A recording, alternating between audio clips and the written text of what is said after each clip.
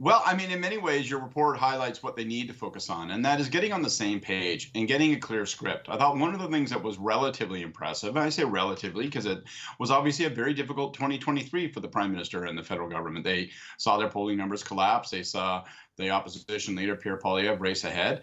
So it was a tough season. But the cabinet retreat, they looked a little sharper. They looked a little more focused. They looked like they had a little spring in their step and they knew what they wanted to say. They've got to actually now preach that sermon to the rest of the caucus members, not just the cabinet. Because as you can see from what we just heard, there's a bit of ill discipline happening. Those MPs have been away from Ottawa. They've been away from the prime minister and his handlers. And, they're kind of cracking off strange. I mean, the guy makes these remarks. Then he says, well, when I said I wanted a review, I didn't mean that I wanted a review. That's clear as mud.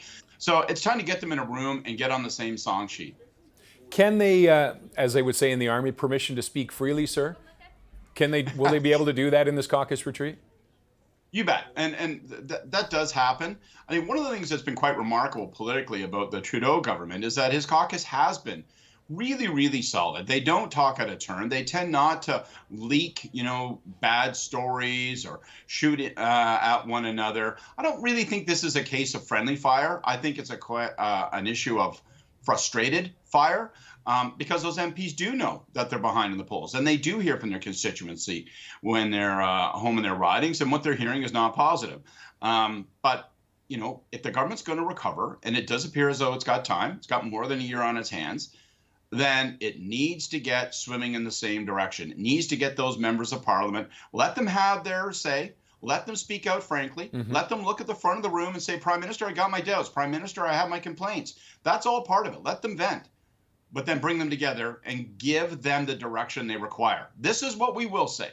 This is what we won't say. And if you choose to step away from that, well, then you're off script at least. Is there a chance that they could not toe the line and come in line with them?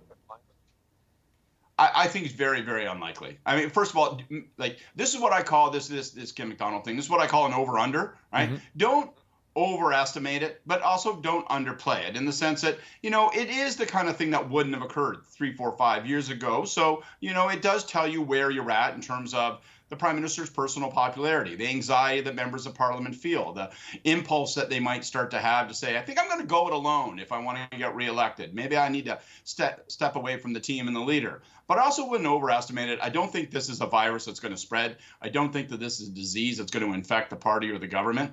I think they know that they got elected because of Justin Trudeau. That is the indisputable fact. He took them in 2015 from third place to first place. He's kept them there despite very difficult campaigns. He may or may not be the best option going forward, but he is the option they have going forward. So if they're smart, they'll figure out how to win with him. Okay, and let's talk a little bit about, you mentioned about the federal cabinet retreat. What were the biggest takeaways for you?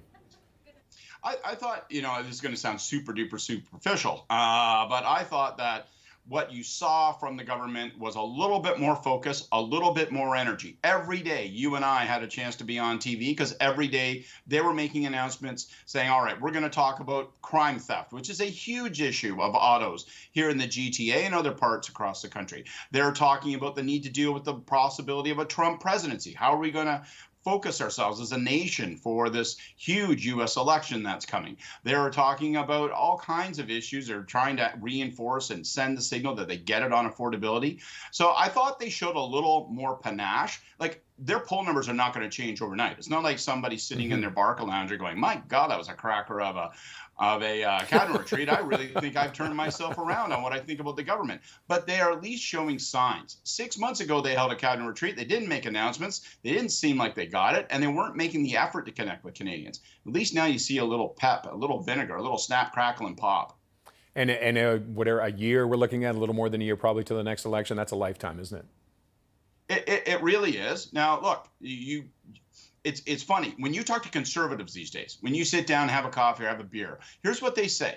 They say, don't pay attention to those polls because they can turn around in a minute and we're not taking anything for granted. They're a little spooked by how big their lead is. And when you talk to liberals, they, in a weird way, say the same thing. Mm-hmm. Don't pay too much attention to those polls. A lot can change in a year. But they're coming at it from very, very different perspectives. So, yeah, they have a year and a half maybe to turn this thing around. But they're an incumbent government. They've been in place for almost a decade.